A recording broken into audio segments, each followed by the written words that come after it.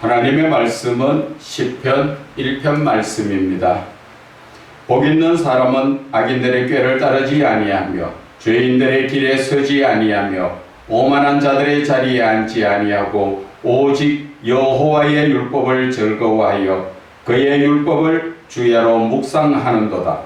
그는 시냇가에 심은 나무가 철을 따라 열매를 맺으며 그 잎사귀가 마르지 아니함 같으니 그가 하는 모든 일이 다 형통하리로다.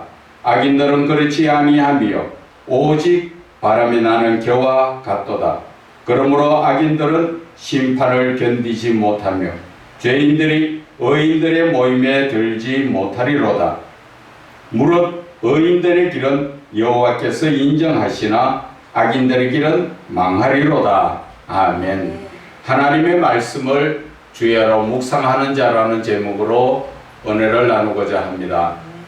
저와 여러분이 이 시편 1편의 말씀을 대부분 많이 아시고 또 주로 보면은 안다는 그 자체에 이 말씀은 복받는 자에 그 대해서 말씀하셨구나. 대부분 그렇게 알고 있습니다. 그런데 지금 이 말씀 속에서 많은 목회하시는 분들도 마찬가지예요. 설교를 거의 대부분 복에다 초점을 두고 그렇게 이 설교를 많이 합니다.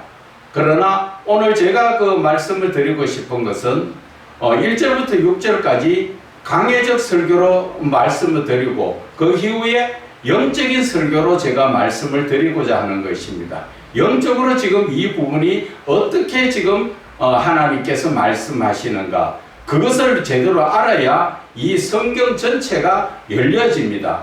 영적인 부분을 깨닫지 못하고 영적인 부분으로 성경을 열지 못하면 그저 학식적인 지식적인 그러한 그 말씀을 전하게 됨으로써 듣는 그 성도들이나 전하는 자나 다 크게 은혜가 되지 않습니다. 그저 복받으라, 야 이래 해야 복받는구나, 그런 쪽에만 있는 것입니다. 그러나 강의 설교 끝난 뒤에 제가 영적인 부분으로 다시 말씀을 드릴 테니까 여러분들 잘 들어보세요.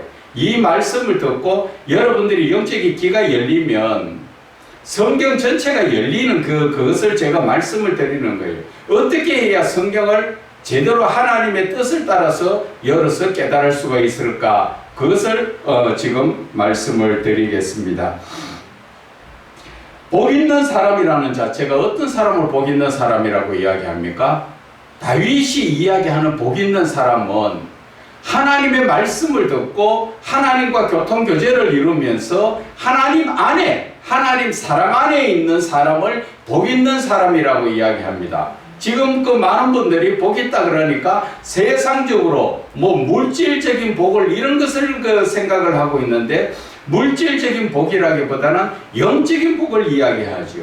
이 영적인 복은 예수를 바로 믿고 결국 이 복의 그 결론은 우리가 하나님 앞에 가서 영생을 누리는 그 복을 이야기하는 것입니다.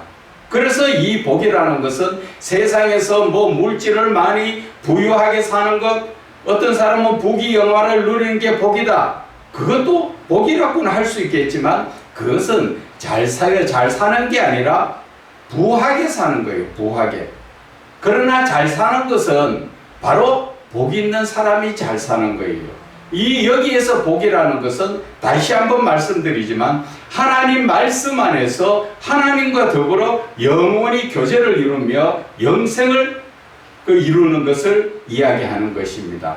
그래서 복 있는 사람이라 이 첫 말씀 자체가 영적으로 영원한 영생에 들어가기 원하는 사람은 악인들의 꾀를 따르지 않는다. 악인들은 어떤 사람을 이야기합니까? 자기 자신의 유익을 위하여 남을 해코지 하는 사람. 쉽게 이야기하면은 내가 좀 더 유익을 가지기 위해서 남 앞에 요즘 흔히 많이 나오지요. 보이스피싱.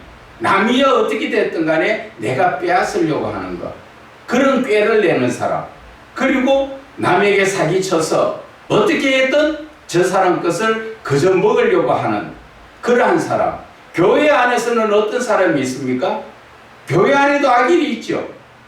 여기에서는 어떻게 하든 사람 좀 어리석하면은 살살 밥이나 사주고 또 좀 유익을 줘가면서 그 사람 마음을 빼앗아가 그 다음에는 뭐 합니까? 돈을 빌려가지고 사기치는 거지요.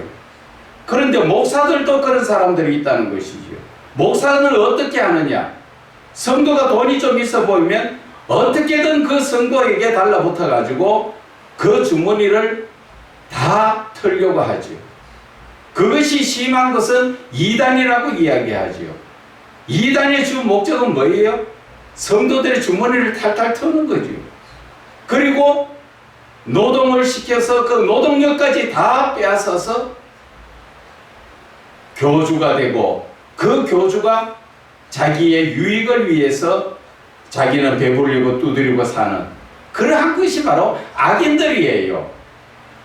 그리고 두 번째 보면은 죄인들의 길에 서지 아니한다 하는 것은 죄인들은 세상 유혹에 빠져서 하나님을 믿지 않고 하나님 말씀 따르지 않는 사람들이에요.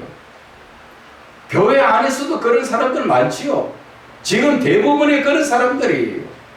예배 드릴 때는 전부 거룩한 척, 다 그리스도인인 것 척, 그렇지만 교회 바깥에만 나가보세요. 세상 유혹에 빠져서 부어라 마셔라, 쾌락을 쫓아 자기 몸을 좋아하기 위해서 자기 몸이 좋아하는 거 다 찾아서 헤매지요. 심지어는 음란에 빠져서 하나님하고는 전혀 상관없는 참 우스운 일이지요. 우리가 손으로 하늘을 가릴 수 없듯이 우리가 어두운 데 가서 아무도 안 보는 같은 것 같지만 직설적으로 이야기하면은 모텔 같은 데 가서 불 끄고 그 안에 들어앉았으니까 모르는 것 같이 거기에서 음란한 행위를 하는데 하나님이 그걸 모르시는 줄 아십니까? 그러니까 얼마나 안타까운 자들이냐는 것이죠. 그래서 죄인들이라는 것은 대부분 자기의 유익을 위해서 세상에 빠져서 세상 가운데 헤매는 것이에요. 주로 보면은 탐욕이고 쾌락이고 음란이지요. 그것을 위해서 이름은 주여 예수 이름을 부르면서 행동은 세상 안 믿는 사람들과 똑같이 행동을 하고 있다는 것입니다. 그리고 오만한 자들의 자리에 앉지 아니한다. 오만한 자들이라는 것은 하나님에 대해서 별로 알려고 하지도 않았지요. 그들은 자기 자신을 높이고 자기가 잘났다고 거들먹거리는 자지요. 성경에 보면 이런 자가 하나 있죠. 어디에 나옵니까? 누가복음 18장에 불의한 재판관이지요. 하나님을 두려워하지 않고 자기 자신을 거들먹거리는 자. 그런 자들이 바로 오만한 자들의 자리라는 것입니다. 그래서 이런 사람들에 대해서 이야기하는 것은 복 있는 사람은 악인들의 꾀, 죄인들의 길, 오만한 자들의 자리에 이런 세상에 빠져있는 사람들하고는 서로 유대관계를 가지 않는다는 것입니다. 교회 안에서도 마찬가지입니다. 그저 모여가지고 야 시간 나니까 어디로 놀러가자. 어디가 좋더라. 어디 가니 맛있는 거 있더라. 어디 가서 신도시 생기는데 거기에 사놔놓으면 집값이 많이 뛴다더라. 주로 그런 거 많이 하지요. 아니면 모여가지고 아들이 잘 됐네. 거기에다가 하나님은 들어가지요. 분명히 그 사람들은 하나님 이야기합니다. 하나님 은혜로 우리 아들이 참 잘 됐어. 그래서 용돈을 얼마나 주니? 무엇을 하니? 전부 하나님 자랑이 아니라 하나님을 빙자해서 전부 세상적인 것을 이야기하는 자들. 그런 자들은 복 있는 자가 아니라 복 없는 자라는 것이죠. 다른 말로 영적으로 간단하게 이야기하면 그런 사람들은 천국하고 상관없는 자들이다. 그 이야기입니다. 그런데도 우리는 이 성경을 어떻게 풀고 있어요? 그저 복 있는 것만 거기에 초점을 맞춰가 어떻게 하면 복 받아서 많이 가지고 그 산다고 그것을 세상 사람들은 뭐라 그럽니까? 잘 산다. 돈 많으면 잘 산다. 잘 사는 의미가 그게 아니에요. 잘 산다는 것은 예수를 믿고 바르게 사는 게 잘 사는 거예요. 돈 많아가지고 부하게 사는 것은 그거는 부하게 사는 것이지, 부자로서 부하게 사는 것이지 잘 사는 게 아니에요. 잘 사는 것과 부하게 사는 것을 구별하시기 바랍니다.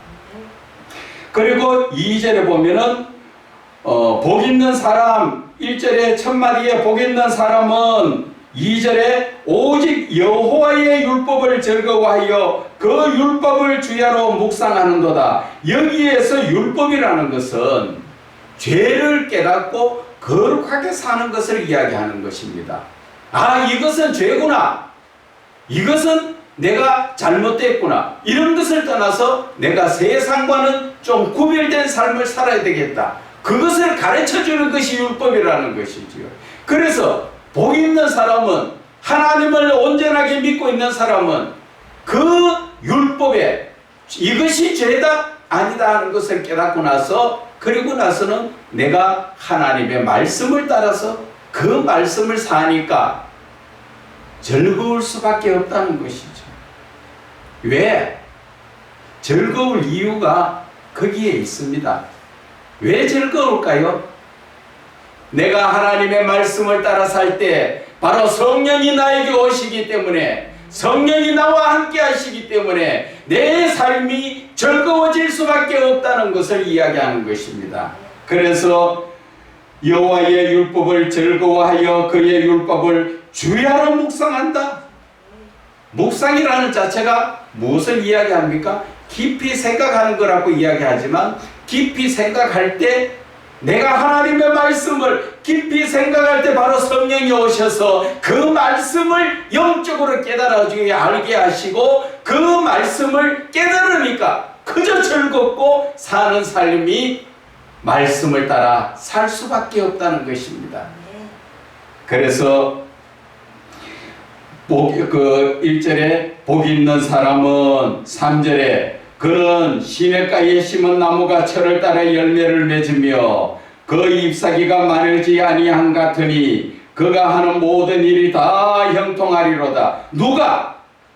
복 있는 사람, 하나님의 말씀을 따라 사는 사람. 그 사람은 시냇가에 나무가 심겨져 있으면 뿌리에 물이 마를 리가 없지요. 그러니까 항상 싱싱하고 풍성하게 열매를 맺고 잎사귀도 가지는, 다른 말로 이야기하면 하나님의 말씀 가운데 사는 사람은 항상 하나님의 말씀으로 말미암아 내 영이 새롭게 되고 거룩한 삶을 삶으로써 하나님께 영광 올려드릴 수 있는 그러한 열매, 하나님께 올려드리는 사랑의 열매가 풍성하게 열린다는 것을 이야기하는 것입니다.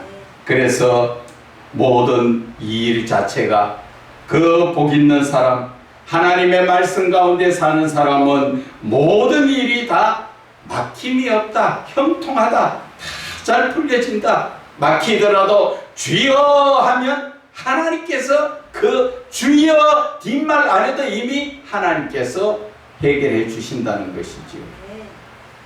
어떤 분은 기도할 때 구구절절 하나님께 다 기도해야 된다. 그 말도 맞습니다. 그것이 시간이 날 때는 그렇게 충분히 기도하지만, 급할 때 언제 하나님 이거 지금 어떻습니다, 저떻습니다 다 합니까? 어떤 한 분이 저하고 대화를 하면서 차를 운전해가 가는데 지하도에서 갑자기 앞에 차들이, 그 앞에 차가 사고 나서 전부 섞버리니까 무심코 가다가 그 짧은 거리에 주여 하면서 부르는데 차가 박을 줄 말지 할 정도로 그 가까이에서 차가 섰더라는 거예요. 분명히 저는 박을 줄 알았어요. 그것이 바로 하나님 언제 지금 앞에 차가 있습니다, 내가 지금 서야 됩니다, 하나님 차 좀 붙들어 주세요. 언제 그래? 주여만 해도 하나님이 알고 이미 다 해결해 주시는 거죠. 그래서 예수를 믿는 자가 바르게 믿으면 기도를 길게 해야 하나님이 듣는 것이 아니라 짧아도 진실되고 간절하게 기도하면 하나님께서 이미 뒷말 안 해도 다 알고 계시죠. 우리의 마음을 감찰하시는 하나님이십니다. 그래서 4절에 보면은 악인들은 그렇지 아니하며 오직 바람이 나는 겨와 같다. 악인들은 어떻다고요? 나의 자신의 유익을 위해서 남의 해코지 않은 사람, 지금은 돈벌이가 잘 사는 것 같지요.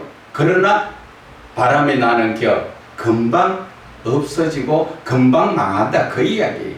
그래서 시편 37편 그 7절 8절 이하에 쭉 보면 나오죠. 악인이 잘 되는 것을 부러워하지 마라. 악인들은 쇠잔하는 풀 같다, 채소 같다. 채소, 배추도 마찬가지지요. 이 더운 날 잘라 놓으면 하루 이틀만 지나면 다 시들어서 버려야 되는 그러한 모습과 똑같다. 그런 사람 잘 되는 거 금방은 막 남한테 사기쳐서 돈 들어오니까 잘 되는 것 같아서 야 나도 한번 해볼까. 천만의 말씀. 의인들은 의인의 길을 서야 된다는 것이죠. 그래서 5절에 그러므로 악인들은 심판을 견디지 못하며 죄인들이 의인들의 모임에 들지 못하리라. 악인들은 심판을 견디지 못한다는 것은 지옥불에 들어가서 그 고난 속에, 뜨거운 불 속에 구더기도 죽지 아니하는 그 속에서 고난당한다는 것이지. 그러나 그 사람들이 의인들의 언제나 믿음에 사는 사람들 천국에 정말 오지 못한다, 그 이야기를 하시는 것입니다. 그래서 무릇 의인들의 길은 여호와께서 인정하시나. 의인들의 길이라는 건 뭐예요? 온전한 믿음의 길, 신앙의 길에는 하나님이 항상 동행하시면서 하나님이 인정해 주시고 너는 내 아들이라, 내가 너를 택하여 불렀다, 주님께서 말씀하시는 것처럼 인정해 주시는 것은 바로 저와 여러분이 죄인된 모습에서 이제 하나님의 아들의 권세를 허락하여 주신다, 그 이야기인 것입니다. 그냥 무조건 인정해 주는 건 뭐를 인정해?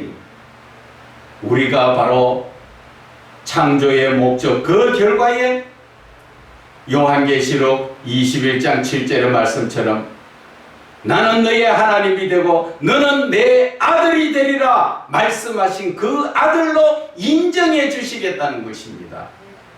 그래서 악인들은 길은 망하리로다. 망한다는 것은 결국 지옥불에 들어간다는 것을 말하는 것입니다. 오늘 설교가 그렇게 길게는 할 수 없습니다. 잠시 후에 우리가 성찬 예식을 거행해야 되기 때문에 자, 이제 이 말씀 자체에 처음에 말씀드렸던 것처럼 영적인 부분으로 바라보기를 바랍니다. 우리가 그냥 일반적으로 이 성경을 바라볼 때는 방금 제가 설명드린 것처럼 그거보다는 좀 더 학식적으로는 말하겠지요. 그러나 영적인 부분에 대해서 우리가 더 깨달아야 되는 것은, 영적인 어떤 것을 깨달아야 되는가? 이 말씀 속에서 하나님은 지금 다윗이 보는 하나님은 어떤 하나님이신가, 그것을 우리가 볼 줄 알아야 된다는 것이죠. 그런 것을 볼 줄 모르면 코끼리 다리만 만져보고 그 맹인이 코끼리 다리만 만져보고 코끼리 이야기하는 거하고 똑같다는 것이죠. 코끼리 전체를 봐야 되는데 코끼리 전체를 못 보고 어떤 사람은 다리를 붙들고 어떤 사람은 꼬리를 붙들고 어떤 사람은 코를 붙들고, 아 코끼리가 코를 만진 사람은 물렁물렁하더라. 어떤 사람은 다리를 만진 사람은 코끼리가 기름처럼 뻣뻣하더라. 별 그런 소리를 다 하지만 코끼리 전체를 봐야 알듯이 성경 전체에서 하나님께서 무엇을 말씀하시는가를 우리가 깨달을 줄 알아야 된다는 것이죠. 그래서 이 말씀 속에서 다윗이 이야기하는 그 하나님에 대해서는 어떤 하나님이신가? 하나님은 하나님의 율법을 즐거워하고 묵상하는 자, 그것을 하기를 하나님이 원하신다는 것이지. 그렇게 하면 하나님께서는 어떻게 그 대가를 지불하십니까? 3절 끝에 말씀처럼 다 형통하리라. 너희들의 삶에 하나님이 형통하도록 해주시겠다는 것이지. 그래서 이 말씀 속에서 우리가 지금 느껴지는 것은 첫째, 어떤 하나님이신가? 하나님은 결국 사랑의 하나님이심으로 우리에게 복을 주기 원해서 하나님의 말씀을 주야로 묵상해라는 것을 이야기하는 것입니다. 그리하면 하나님이 동행하심으로 말미암아 모든 일에 형통해진다. 그 말씀을 해주시는 것입니다. 그래서 다윗은 이 말씀을 통하여서 성령이 말씀하여 주시는 것은 바른 신앙의 삶이 어떤 것인가? 온전한 믿음의 삶을 살려면은 이 말씀이 하는 그 말씀의 그 뜻을 깨달아야 되죠. 어떻게 해야 된다고? 세상 쪽으로 바라보지 말고, 악인이 잘 된다고 그런 데 빠지지 말고, 죄인이 어떻게 유익을 받다고, 또 자기가 좀 많이 배웠다고 그들먹거리며 오만한 것, 교회 목사들도 그런 사람들 많지요. 그들먹거리면서 오만해서 아무 데나 가면 반말 틱틱 찍게 가면서 그런 짓 하지 말라는 것을 오늘 다윗은 이 시편을 통하여 말씀하여 주시는 것입니다. 그래서 사람은 항상 겸손하라는 것이죠. 겸손하다는 것은 영적으로 의미가 하나님의 말씀을 따라서 순종하며 그 말씀에 따라 복종하는 삶, 하나님의 말씀을 내 삶에 적용시키는 것, 이것이 겸손한 거예요. 사람 앞에 머리만 많이 굽히며 겸손한 줄 압니까? 그 겸손을 이야기하는 것이 아니라 영적인 겸손은 하나님 앞에 내가 얼마나 내 자신을 내려놓느냐, 그런 것이지요.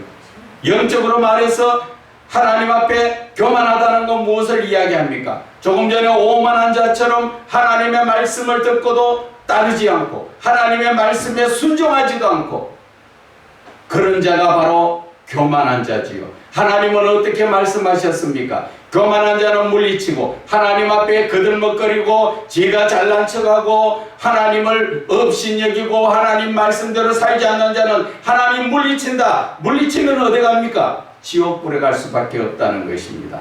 그러나 하나님은 겸손한 자를 찾아서 그를 높여주시겠다 하죠. 겸손한 자가 어떤 사람입니까? 하나님 앞에 오직 주만 바라보며 주님의 말씀에 사모하며, 다윗이 그랬지요. 광야에서 그렇게 힘든 삶을 살았지만 하나님 앞에 순종하며 하나님과 교제를 나누니까 그가 이스라엘의 왕이 될 줄 어떻게 알았습니까? 하나님께서 높여주시니까. 제대로 학식을 갖추지도 못했지만 이스라엘의 왕으로 이스라엘을 다스린 정말 하나님께 인정받은 왕이 되는 것입니다. 그래서 바른 신앙의 삶을 어떻게 살아야 되는가, 다윗이 오늘 이 말씀을 통하여 우리에게 깨닫게 해주시는 것입니다. 그래서 우리가 항상 이 말씀을 볼 때 좀 더 영적으로 바라보라는 것이지요. 그래야 이 말씀 속에서 깊이 있게 하나님을 알 수가 있다는 것이지요. 자, 세 번째, 하나님께서는 지금 2절의 말씀 나오지요. 주야로 묵상하는도다. 오늘 그 제목이 하나님의 말씀을 주야로 묵상하는 믿음이지요. 이 주야로 묵상하는 것. 왜 주야로 묵상을 해야 되는가? 그냥 우리가 성경을 볼 때, 주야로 묵상했구나. 주야로 묵상해야지. 그렇게 간단한 그런 게 아니에요. 주야로 묵상한다는 것은 낮이나 밤이나 하나님의 말씀이 좋아가지고 그 말씀을 따라서 읽을 때 바로 성령의 역사가 일어나서 나를 하나님께로 더 가까이 나가게 하고 또 하나님과 교제를 이루게 해주시는 것이 바로 성령님의 역사라는 것을 여러분들은 깨달아야 합니다. 그래서 우리는 말씀을 주야로 묵상을 해야 되는 이유가 바로 거기에 있다는 것이지요. 그래서 오늘 우리는 이 말씀 속에서 하나님께서 우리에게 원하시는 것이 무엇이냐? 바로 너희들에게 영원한 영생의 삶을 줄 거니까 너희들은 하나님의 말씀을 따라서 세상과는 구별된 삶으로, 거룩한 삶으로 살아야 된다. 거룩한 삶을 살기 위해서는 하나님께서는 말씀하시는 것이 주야로 하나님의 말씀을 묵상해라. 묵상을 하면 세상에 빠지지도 않고 성령의 역사가 일어남으로 말미암아 우리는 온전히 하나님께 영광 돌려드릴 수 있는 그러한 시간이 된다는 것이지요. 그래서 오늘 이 말씀을 그냥 평상시 읽는 것이 아니라 방금 제가 가르쳐 드린 대로 하나님의 그 깊으신 뜻을 묵상하면서 그 말씀 속에서 하나님이 나에게 무엇을 말씀하시는가 영적인 부분을 깨달을 줄 알아야 성경이 바르게 열려진다는 것입니다. 그렇지 못하면 우리는 내 생각대로 학식대로 지식대로 성경을 풀기 때문에 듣는 사람이나 전하는 사람이나 은혜가 되지 않는다는 것이죠. 그래서 하나님의 말씀을 들어도 그런 사람들은 변화도 일어나지 않습니다. 은혜 받은 것이 내가 은혜 받았습니다. 그 말씀의 깊은 뜻은 내가 이제 변화해서 하나님의 사람으로 살겠습니다. 그런 의미예요. 그런데 우리는 그냥 은혜 받았습니다. 인사적으로 하고 돌았으면 은혜 받긴 뭘 은혜 받아? 세상 마귀 새끼들하고 똑같이 놀잖아요. 그래서 우리는 이 성경의 말씀을 읽을 때 성령님을 통하여 하나님이 무엇을 말씀하시는가, 이 성경이 무엇을 이야기하는가, 그것을 우리는 깨달을 줄 알아야 이 성경이 영적으로 열려진다는 것을 오늘 말씀을 드립니다.